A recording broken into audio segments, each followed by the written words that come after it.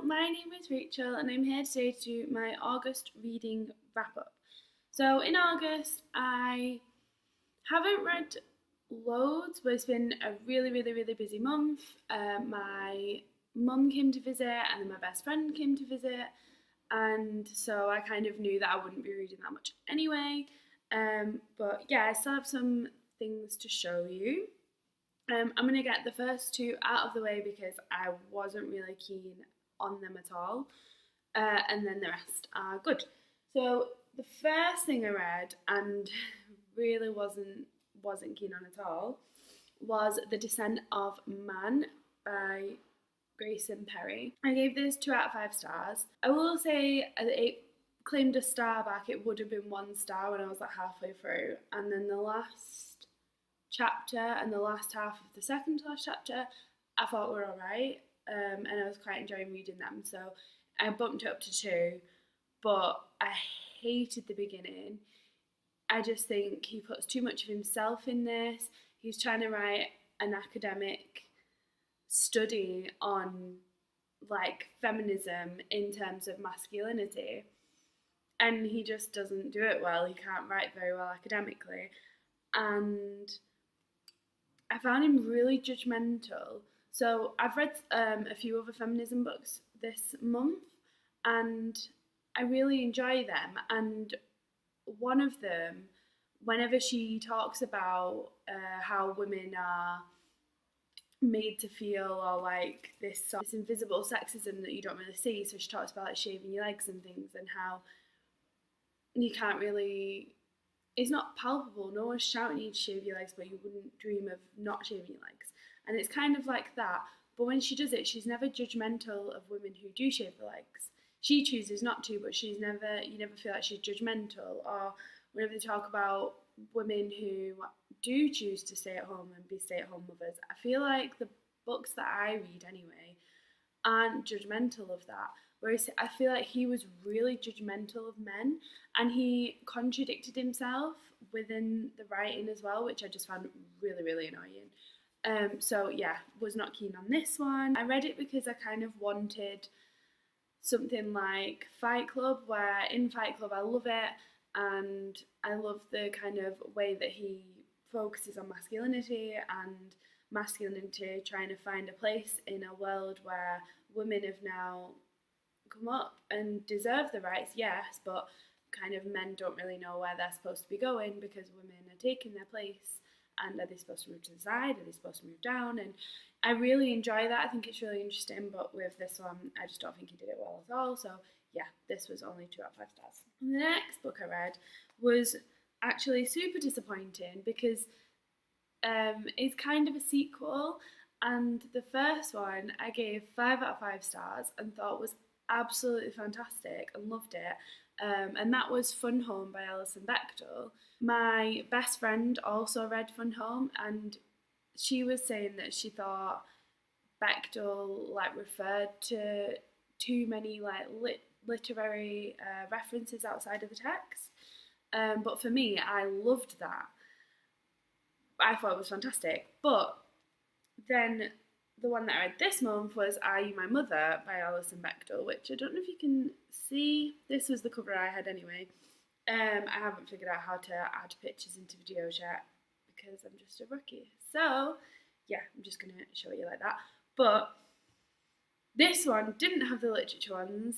It had it to psychology and studies in psychology and things like that, which I would have thought I would have enjoyed because I studied psychology for ages. I even did it in my first year of university, and I really did enjoy it, but I just didn't enjoy her allusions to it, and I didn't really enjoy the graphic novel, to be honest.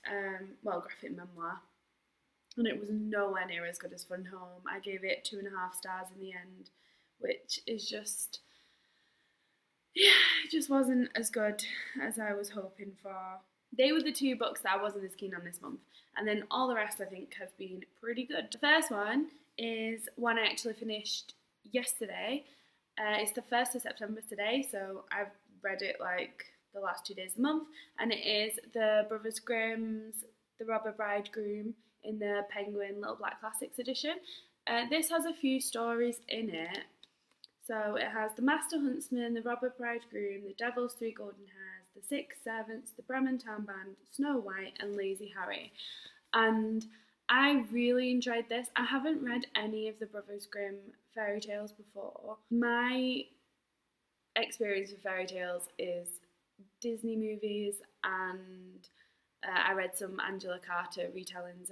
So I gave this 3.5 out of 5 stars, I think. And definitely want to read more of the Brothers Grimm fairy tales. The next 3, I gave all of them 4 stars. So the first one I listened to on audiobook, and it is Orange is the New Black by Piper Kerman. So this is the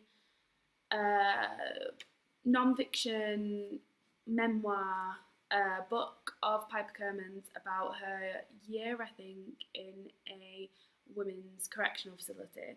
And obviously this is very famous because there's been a whole TV show around it, Orange is the New Black, which is fantastic.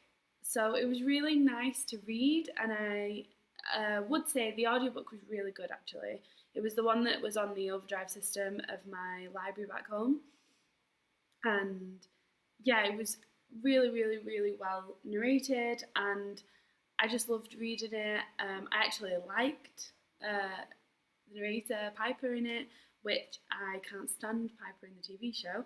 So it was quite nice to read it, actually having some sympathy for her, and like actually hoping that her and Larry end up being happy together, which I also did not have in the TV show. So yeah, it was quite nice. It was quite interesting hearing about her talking about abuse from guards in the prison, especially one who like tried to just undermine her for the fun of it when she was like on work group sort of things, and just the way she was treated before she went in prison, because she was kind of told she was going to prison and then had like a year to wait to go to prison because they wanted her to stand as a witness in some trial. So then every day she was thinking, am I going to prison this month? Am I going to prison this month? And no one will tell her when. And she just wants to get it over with. And it's just, yeah, it was really, really interesting to listen to. So I gave that 4 out of 5 stars and thoroughly, thoroughly enjoyed it. And the next book I read, obviously, as I said, I already gave 4 out of 5 stars, and that was Emma O'Toole's Girls Will Be Girls. Now, Girls Will Be Girls and Girl Up by Laura Bates are the 2 feminist books that I've read this month, and I don't have because I already sent them home with my best friend because she wants to read them.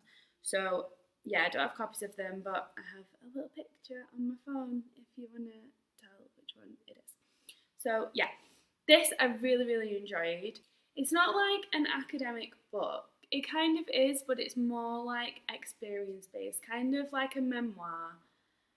It's like Emma O'Toole's memoir of her gender and her experiences with gender and how she's experimented with it and how people have reacted to that and that sort of thing, which is just terribly interesting. So yeah, I have some quotes from it that I really, really, really enjoyed, which I think one is just perfect. And she says, "My parents and teachers told me that I could be anything I wanted to be, but that message was silently contradicted by the power structures I was becoming aware of existing around me." Which is just perfect to explain, because people say, you don't need feminism now, women can do any job, and children are told you can be whatever you want, but when you know, everyone you see on the TV in any sort of powerful position is a man, or the leaders of the world tend to be men. Big business all tends to be men, and like, yeah, you can tell someone something, but what they see is a different story. And I thought she really like hit the crux of the problem with that quote. It was really, really good. The reason I didn't give it 5 is that there were times when, because it's quite experience based, there were times that I wanted a more academic sort of study based. Like, I wanted more information. I wanted her to go further, and she didn't, because I think that's because it was more a memoir of her gender than a study of gender, although it kind of was a study of gender. I don't know. In between. So yeah, there were times that I wanted her to go a lot further, and obviously she didn't. And so yeah, I gave it 4, but that by no means lessens how brilliant it was, because it was really, really good. So yeah, that was 4 stars. And then yeah, as I mentioned before, the other feminism book that I read was Girl Up by Laura Bates. So that's this one. And I gave this 4 out of 5 stars as well. This is written by Laura Bates. So Laura Bates started the Everyday Sexism Project, which is basically where people can go online and tell stories of times when they've suffered from sexism and things like that. Women can go on it, men can go on it. Apparently there's an overwhelming mass of sexism against young teenage girls in school. In Girl Up, there's a whole section where she puts in stories about women talking about when they were wearing school uniforms and the sexism they suffered in that, which is just disgusting. So it's a really good project, I think, especially for people who say that we don't need feminism anymore. It kind of makes it very clear that it is kind of still a massive deal. So yeah, that's really important. And one thing that really bugged me is that I found it in the feminist section of the shop, and on the back it says Feminist Theory, and it's not Feminist Theory. It's like an educational book for young readers. If I'd have had that when I was like 15, 16, I wouldn't have had half the problems that I did. Like, I have such massive self-esteem issues that I like read feminism books about weight, like Facts of Feminist Issue, and bodies, and the beauty myth, and all these things, because I have like problems with it because of like society. And I feel like this is a book that is crucial for young women to read, and men, so that they can kind of understand, you know, what society projects on women, so they won't become part of that later. If I'd have read it, I just feel like I would have been so much better when I was older.